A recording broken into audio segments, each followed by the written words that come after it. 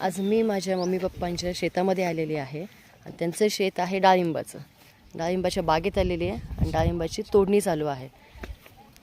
आणि ही आमची बच्चे कंपनी, तिथेच डाळिंब फोडतायत, तिथेच खात आहेत आणि छान तेही सगळ्यांबरोबर एन्जॉय करतायत. आता ऑलरेडी बरेचसे डाळिंब तोडून झालेले आहेत आणि हे डाळिंबाच्या बागेचे मालक जे माझे पप्पा आहेत.